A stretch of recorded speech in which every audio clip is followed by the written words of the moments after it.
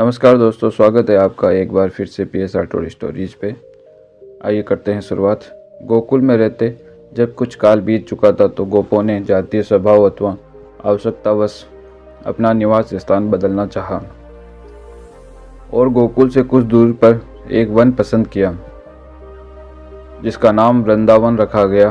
गोपों ने गोकुल में मिट्टी और ईंट के घर द्वार तो बनाए नहीं थे जो उन्हें छोड़ने में कठिनता होती।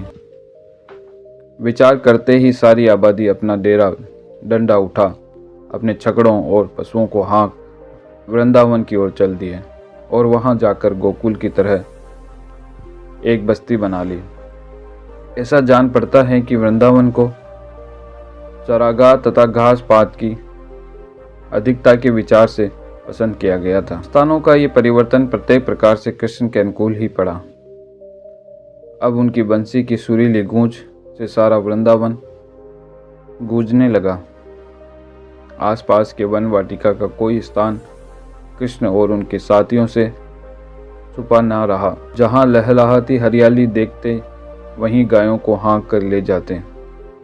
गौवें हरी घास से पेट भरती, आनंद पूर्वक स्वच्छ वायु में अटखेलियां करती।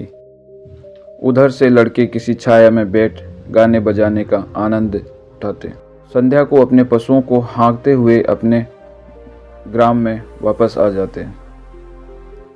भोजन से छुट्टी पाने पर सारा गांव, क्या बाल क्या वृद्ध, सभी एकत्र होते और भगवान श्री कृष्ण की बंसी सुनते। युवा और युवतियां तो कृष्ण की बंसी पर ऐसे लट्टू थे कि जब वह बंसी बजाते थे तो इनके दल के दल एक व्रत बनाकर नाचते, चक्कर लगाते और बाकी सब तमाशा देखते।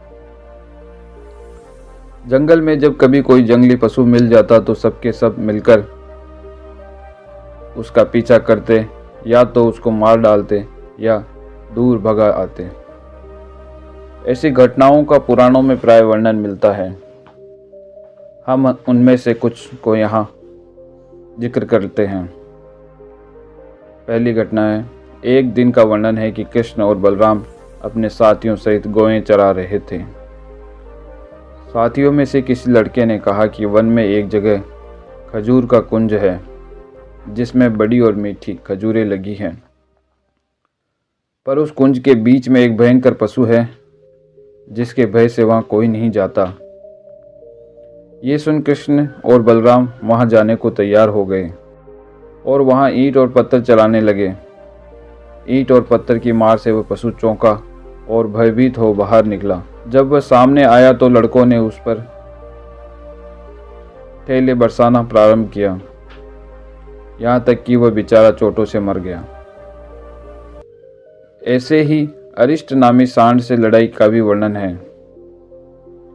तीसरी लड़ाई केसी नामी घोड़े से हुई और कृष्ण ने उस पर जय प्राप्त की। फिर एक लड़ाई कालिया नाग से हुई। कहते हैं कि यमुना के एक भाग में जहां एक झील सी बन गई थी, कालिया नामक एक नाग रहता था जिसके भय से कोई उधर भटकने नहीं जाता था। कृष्ण एक दिन संयोग से वहां जा पहुंचे और कालिया ने उन्हें आ घेरा। कृष्ण उससे भिड़ गए और कुछ देर लड़ाई होने पर कालिया घायल होकर भाग निकला। ग्रामीण बालकों की मंडली में कृष्ण और बलराम का नेता बन जाना कोई बड़ी बात नहीं है। एक क्षत्रिय कुल का युवराज जिसको विधाता ने राजा बनने को बनाया था, पर जो काल की कुटिल गति से ग्रामीण चरवाहों की मंडली में आ गया। यदि वह एक छोटी सी बस्ती में सबका शिरोमणि बन जाए तो इसमें कुछ आश्चर्य नहीं है।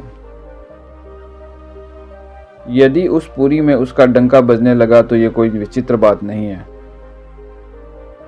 सारा वन उसकी मीठे गान से गूंज उठा। सर्वत्र उसकी शूरता सराही जाने लगी।